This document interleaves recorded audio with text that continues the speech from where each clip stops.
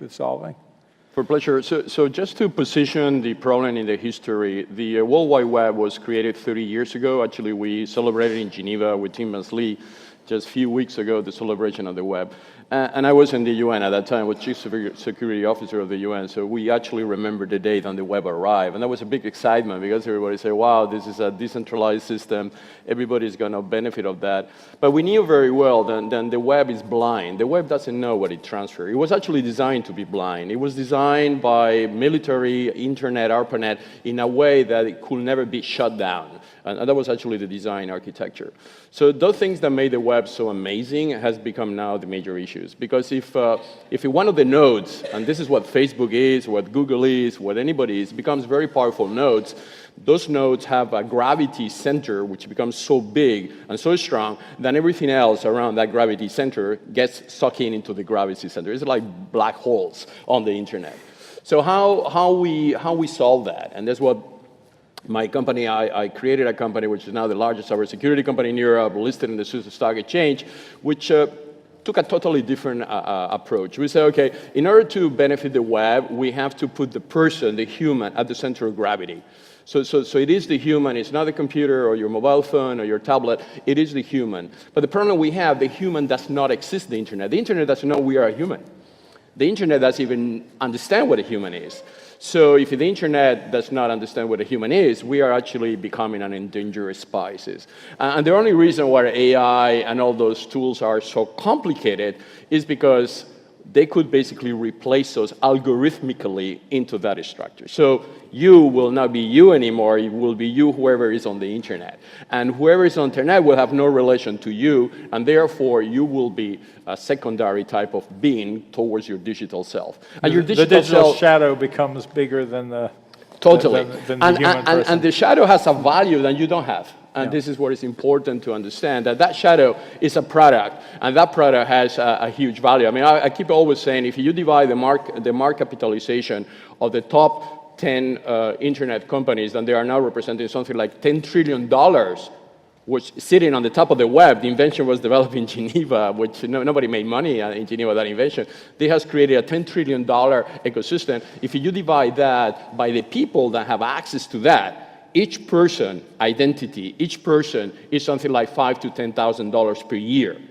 So why don't we return that money back to the person through its consent? One of the amazing things is happening now, and that's why I'm pessimistic but very optimistic as well, is that new technology like decentralization of ledger, blockchain, allows us as an individual to put a brake on that expropriation of data and say, hey, wait a minute.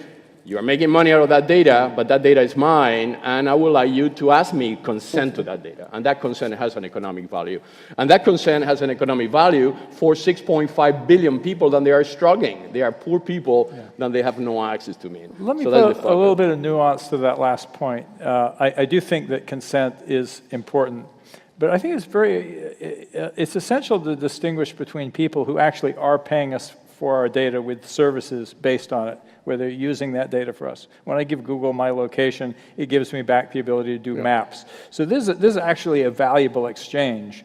But when my phone company, for example, takes my data about my location and sells it, they didn't give me any service in exchange for that. Totally. Yeah, I mean, I paid them for the service they gave me, and they took my data as well. Totally. And so we need more nuance in that discussion, because there is actually an economy of exchange that's happening with many of these companies. But the exchange, we have to ask, is it a fair exchange? Yeah, provided that you don't exchange with your identity. I mean, there's absolutely no reason to know, Google to know, or Microsoft to know who I am. I am willing to give to them what I do, provided that my PII is encrypted and on my control. And it's like walking in your house. I will not be entering into your house if you don't have my consent, your consent to enter your house.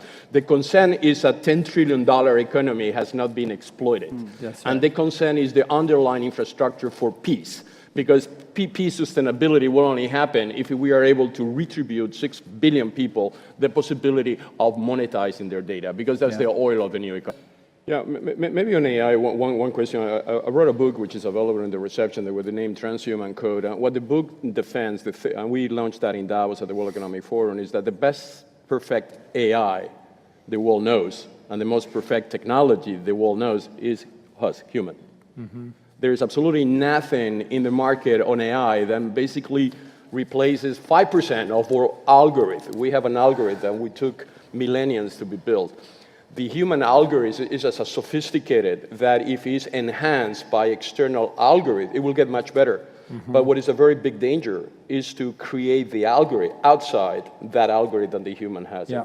And that's the new thinking, and I know in Silicon Valley they have a different views than we have in Europe about this, is the merge of biology and AI and creating this kind of superhuman.